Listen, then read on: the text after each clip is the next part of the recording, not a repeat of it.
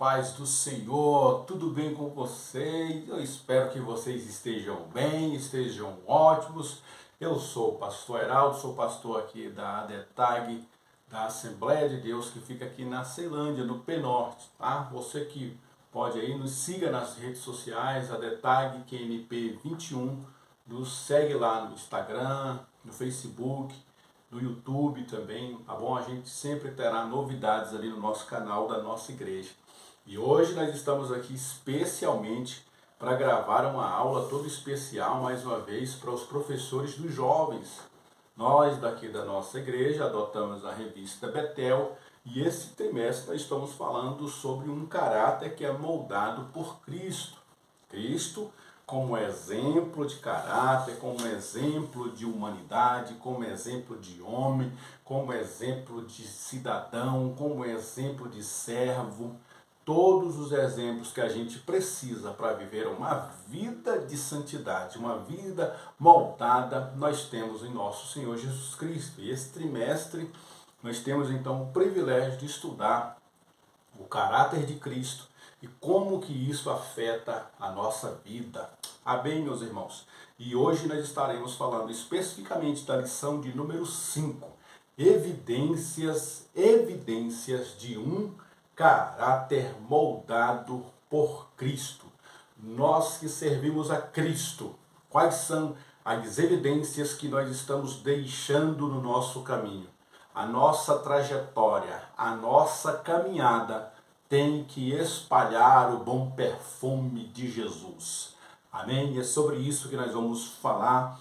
O texto que o autor trouxe para essa lição será a lição que está lá no Sermão da Montanha, o Sermão do Monte, especificamente no capítulo 5, versículo de 1 ao 12, que temos ali a passagem das bem-aventuranças, tá? E a gente vai então, baseado nessa experiência e nesse texto, podermos aqui meditar um pouquinho nessa lição em nome de Jesus. Sempre eu gosto de falar aqui para essa lição de jovens, a lição e o público dos jovens é um pouco diferente da classe dos adultos. Então você que dá aula para jovens precisa se atentar que a aula para jovens deve durar no máximo de 30 a 40 minutos. O conteúdo da aula deve durar no máximo de 30 a 40 minutos. Por quê? Porque você, professor, tem que reservar um tempo para deixar a sua aula mais dinâmica no início, no meio e no fim da sua aula. Sua aula não pode iniciar com você falando e terminar com você falando. Você precisa de tornar a sua aula um pouquinho mais dinâmica. Por isso, a gente recomenda que não ultrapasse 40 minutos de conteúdo, tudo bem? Também a gente sempre recomenda, prepare o ambiente, chegue mais cedo ali, chegue junto com o superintendente, prepare a sua sala, prepare a sua turma, prepare o ambiente, deixe ali uma música tocando, um fundo musical agradável, deixe ali um ambiente já preparado com um lanche, com um café, com água, tá? Deixe ali um ambiente agradável para quando eles chegarem, eles já conseguirem se ambientalizar, eles tomarem esse ambiente para eles, tudo bem? Prepare um lanchinho, prepare uma dinâmica, prepare alguma coisa antes da aula, não comece a aula já falando do conteúdo. Tem ali aquele quebra-gelo, aquele momento inicial, que você pode usar esse quebra-gelo para fazer um link com o tema da própria lição. Você vai estar interagindo com eles e vai fazer um link com a própria lição. Para essa lição propriamente dita, eu trouxe aqui uma dinâmica interessante, que eu fui pesquisar ali nos livros que eu tenho vários livros, eu sempre uso esses dois aqui, mas eu tenho bastante livros ali que falam sobre isso.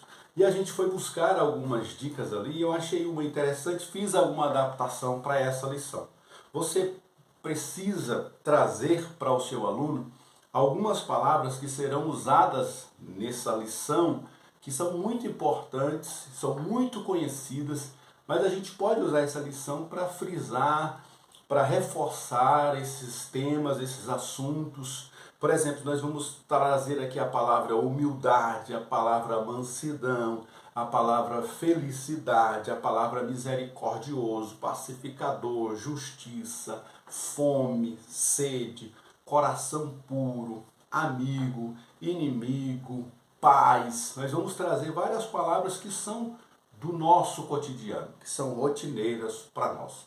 Mas eu queria trazer essa dinâmica, esse quebra-gelo, para a gente iniciar essa aula com essa dinâmica aqui, que a gente vai ter que usar alguns balões. Você vai pegar alguns balões, uma dezena, 15, 20 balões, depende da quantidade de alunos. Cada aluno vai pegar um balão desse. Em cada balão desse você vai colocar a palavra sinônimo ou a palavra antônimo, tá? Em um balão, uma palavra para cada balão desse. Então, o aluno vai estourar esse balão e aqui dentro vai estar a palavra antônimo.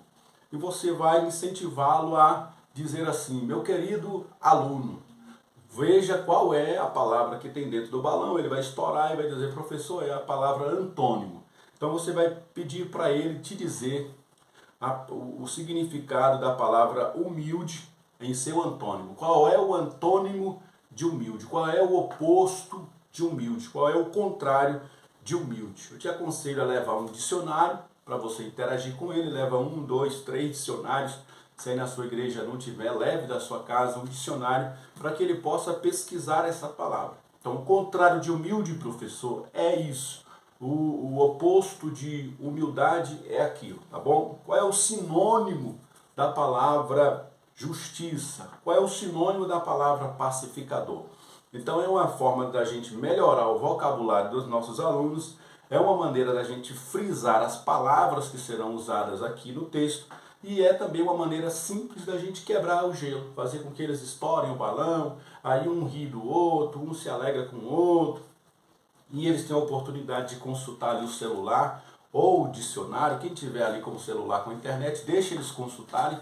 Quem não tiver internet no celular, pode deixar eles consultarem aqui o dicionário que você vai levar. E é uma maneira divertida da gente trazer o assunto já nessa brincadeira. A gente já vai estar falando das palavras aí do assunto, tá bom?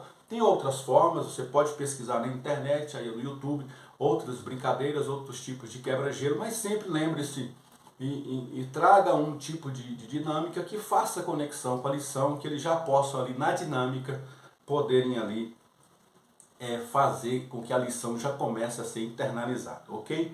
Então não deixe sua aula rotineira, não entre, comece a falar do assunto, sempre tem uma novidade, sempre tem um quebra-gelo, tá bom? Você que pode, você que tem esse recurso aí, usa o slide, usa o data show, usa o flip chart, usa música, você que toca violão, leva um violão, faça uma parte musical no final, no início, tenha os recursos que você tiver disponível. Utilize esses recursos, inclusive os recursos da própria revista. A revista, ela já está toda mastigada, ela tem introdução, desenvolvimento, tópico 1, 2, 3, ela tem objetivos da lição, verdade aplicada. Essa lição ela já vem também de maneira bem didática para você usar e abusar aqui desse conteúdo. Tudo bem, meu querido professor? Que você possa levar aí outras versões da Bíblia, deixar os seus alunos usarem aí a tecnologia, o celular, as versões que tem no celular, para poder eles lerem a lição com você, lerem a revista com você. Se você não tem, não levou a revista para eles, se eles não têm revista, se não tem revista para todo mundo, busque tirar cópia da lição, busque digitar, buscar na internet essa lição para que você passe para eles esse conteúdo, para eles acompanharem, rabiscarem também o conteúdo, tá bom? É importante que a gente fale do assunto, demonstre o assunto, mas eles precisam ter um material também para estudar aí durante a semana, tá? Incentive o seu aluno a ler a lição, a ler o tema da lição, a ler o texto da lição, para que você, professor, possa ter conteúdo com eles para vocês discutirem o assunto, ok? Agora, falando da lição propriamente dita, o nosso objetivo é trazer essas dicas, essa dinâmica aqui para a gente poder usar na nossa aula e também trazer aqui como subsídio um breve resumo, digamos assim, da nossa lição, tá bom? Essa lição propriamente dita vai falar aqui para nós do nosso Sermão da Montanha, capítulo 5, versículo do 1 ao 12, especificamente o trecho que vai falar das bem-aventuranças. Então a palavra bem-aventurado, ela quer dizer uma pessoa duplamente feliz. Uma pessoa abençoada, uma pessoa feliz, duplamente feliz. Então, bem-aventurados, feliz duplamente. Por que feliz duplamente? Primeiro, porque nós somos salvos em Cristo. Deus nos salvou, Deus nos alcançou. E segundo lugar, porque a gente é cidadão do céu. Nós estamos aqui vivendo como peregrinos nesse mundo e esse mundo conhecerá os céus através de mim e de você. Nós somos os propagadores do reino de Deus. Nós somos aqueles que exalam um bom perfume de Jesus. Então por isso nós somos felizes. Somos felizes porque já somos salvos e somos felizes porque Deus, Ele entregou a nós a condição de nós levarmos essa salvação a mais pessoas, inclusive através da palavra pregada e do nosso testemunho. Por isso a lição vai nos deixar claro que nós precisamos seguir o exemplo de Jesus e o caráter de Jesus. Nossa vida vai sendo moldada, as pessoas vão olhando para nós e vão seguindo a Jesus através de nós. A palavra bem-aventurado, ela faz conexão, essa bem-aventurança do versículo 1 ao versículo 12 do capítulo 5, ela faz conexão com 4 tipos de atitudes que nós precisamos ter. Tudo bem? Então a primeira atitude que as bem-aventuranças nos remetem é a atitude em relação ao pecado. Como que é a relação do crente, do salvo com o pecado? A segunda relação que ela nos leva é como que é a relação do salvo em relação a si próprio. Como que ele se porta, como ele se cuida, como ele se trata. A terceira relação, a terceira atitude que nós encontramos nas bem-aventuranças é a atitude em relação a Deus. Como que é a sua relação com Deus? Como que você vive diante das coisas de Deus? Se comporta diante de Deus? E a quarta atitude ou a quarta relação é a nossa atitude em relação ao mundo. Como que tem sido a minha e a sua vida diante do mundo, dos desafios que o mundo oferece para nós cristãos. Então você precisa entender que você precisa saber se relacionar com o pecado. Como que está a sua vida diante do pecado? Você tem sido aquela pessoa que foge do pecado, que evita o pecado, que se afasta do pecado? Ou ao contrário? Você é uma pessoa em relação ao mundo. Como que é o seu relacionamento com o mundo? Você é amigo do mundo? Você é inimigo do mundo? Você se relaciona com o mundo apenas para levar a Cristo para eles? Ou eles estão te trazendo para o mundo? Como é que é a sua relação com o mundo? Como é que é a sua relação consigo próprio? Como é que você se enxerga como filho de Deus? Como você se vê como amigo de Deus? E a última relação é como que você está se relacionando com Deus? Quais são as suas atitudes que demonstram que você realmente se relaciona com Deus? Ok?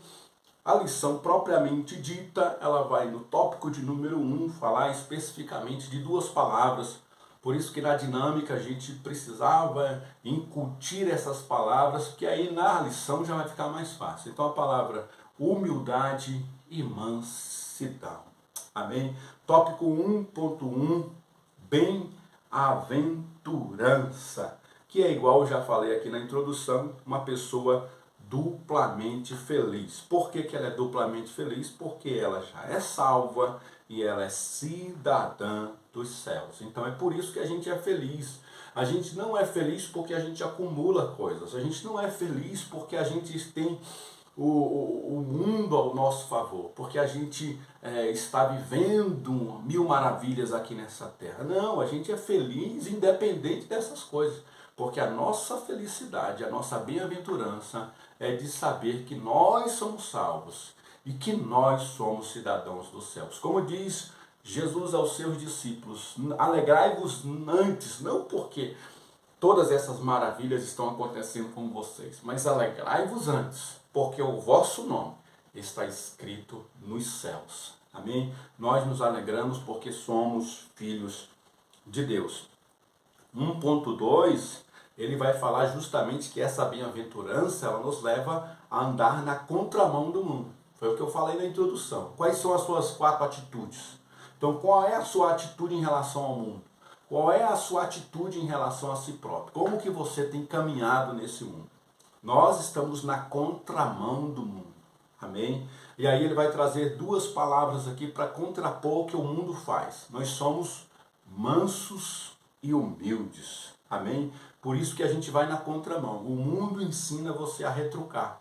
O mundo ensina a você a ser soberbo. O mundo ensina a não levar desaforo para casa. Mas nós aprendemos com Jesus a ser mansos e humildes.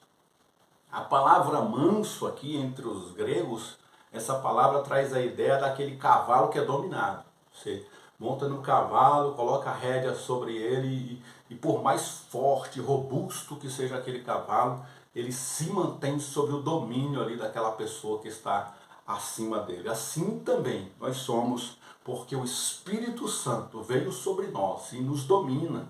Nós somos dominados não pela ira, pelo ódio, pelo rancor, pela mágoa, nós somos dominados pelo Espírito Santo. É o que diz aqui essa mesma expressão, né, do cavalo dominado, que é o poder sob controle. Um cavalo forte, robusto, mas que está sob controle. Assim somos nós. Nós somos extremamente violentos, nós somos extremamente brutos, nós somos extremamente agressivos.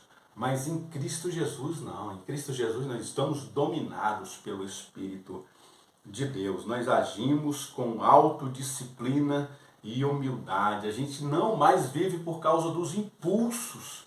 A gente não age mais em troca de. Fez, recebeu. Bateu, levou. A gente não age mais por impulso. Agora a gente está dominado pelo Espírito Santo. Agora nós somos autodisciplinados por Deus.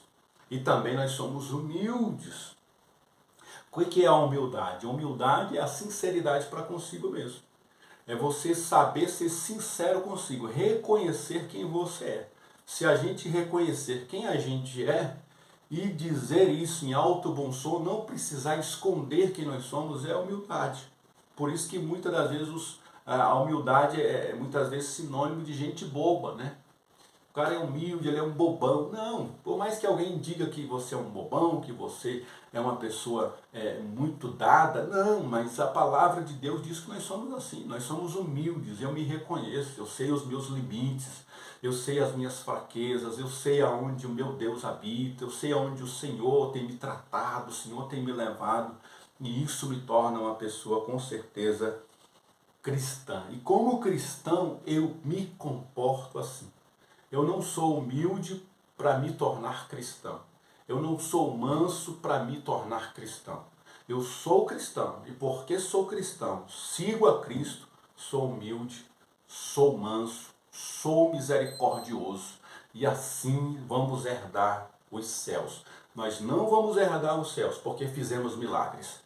Jesus vai dizer naquele último dia, apartai-vos de mim. E a gente vai dizer para ele, muitos de nós, mas Senhor, no teu nome nós fizemos milagres, no teu nome nós expulsamos demônios, no teu nome nós fizemos isso e aquilo. E o Senhor vai dizer o que eu não conheço vocês.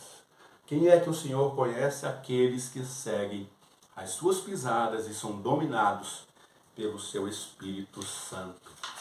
Glórias, pois, ao nome do Senhor. O tópico de número 2 vai nos trazer sobre a palavra misericórdia. É mais uma palavra que a gente poderia ter feito ali na dinâmica e trabalhado, né? A palavra humildade, a palavra manso e agora a palavra misericórdia. A palavra misericórdia aqui na lição está sendo tratada como uma ação em favor de. Então a misericórdia é aquela ação que me faz deslocar em direção a. A misericórdia, para muitos, ali nos tempos de Jesus, era tirada daquela expressão que referia-se a dores estomacais. Então a pessoa que age por misericórdia, ela é como se sentisse a dor da outra.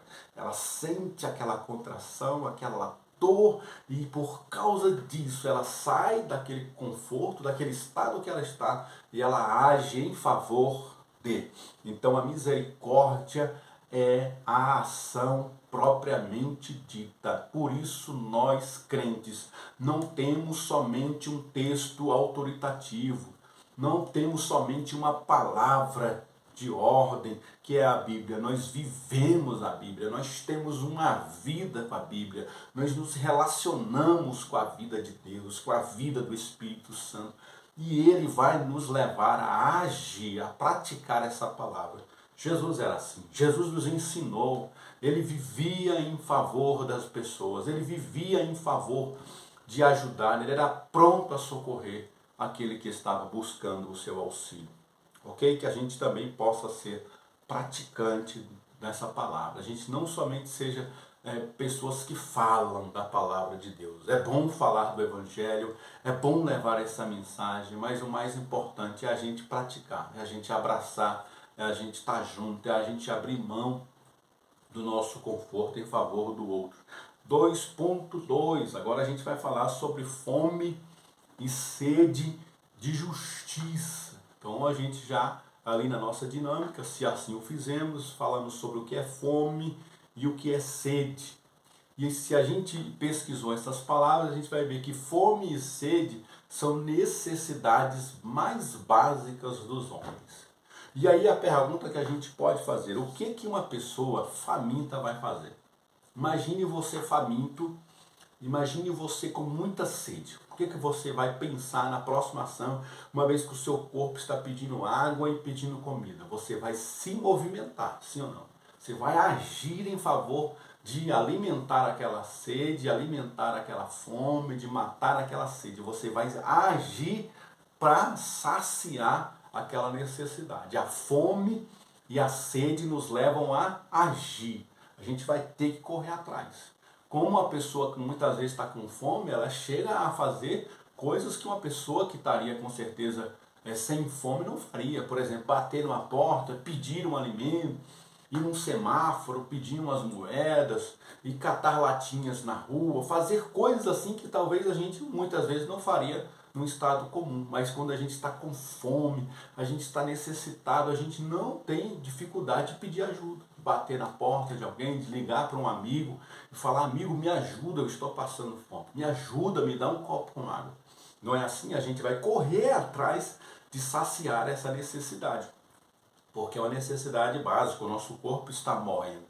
Assim também é a fome e sede de justiça no reino de Deus. A gente não pode aquietar enquanto a gente não vê a justiça de Deus sendo aplicada na vida das pessoas. Ou seja, é uma necessidade do cristão que sempre, enquanto estivermos aqui, nós vamos ter que correr atrás de saciar. Porque nunca, nesse mundo atual, nunca os homens vão praticar a justiça na sua íntegra. Por isso, todos os dias a gente vai ter que estar correndo atrás de agir em favor dos homens para praticar justiça em favor dos menos favorecidos, alimentar os pobres, dar teto aos sem teto. A gente vai precisar levar saúde aos enfermos, a gente vai precisar dar abrigo aos desabrigados, a gente vai precisar consolar os que estão chorando, a gente vai precisar agir em favor das pessoas que estão sendo injustiçadas. A gente vai ter que correr atrás disso, porque a nossa natureza cristã está faminta de justiça. E Jesus faria isso. Jesus estaria agora preocupado com as pessoas. 3.1. Quais são então os indícios de um coração puro? A gente poderia levar esse tópico em forma de pergunta, né? Desde a gente ler ali, a gente poderia perguntar: pessoal, baseado na lição que a gente acabou de ler, esse tópico, a gente pergunta para vocês: quais são os indícios de uma pessoa que tem um coração puro? Se você acredita que aquela pessoa tem um coração puro, quais são as atitudes dela? Aí a gente vai ver aquelas 4 atitudes. A atitude em relação a Deus. A pessoa que tem um coração puro, quais são as atitudes dela em relação a Deus? A pessoa que tem um coração puro, quais são as atitudes dela em relação a si mesma, em relação ao próximo e em relação ao mundo? Qual é o comportamento de uma pessoa que tem um coração puro diante dessa situação? E se você estivesse nessa situação, qual seria a sua reação uma vez que você tem um coração puro? Então, se uma pessoa tem um coração puro, quais são as reações dela diante das situações da vida? Vale a pena levar essa esse tópico em forma de pergunta, assim como também o 3.2, vale a pena levar em forma de pergunta. Como a gente pode promover a paz? Quais ações a gente faz que vão nos levar a ser promotores da paz?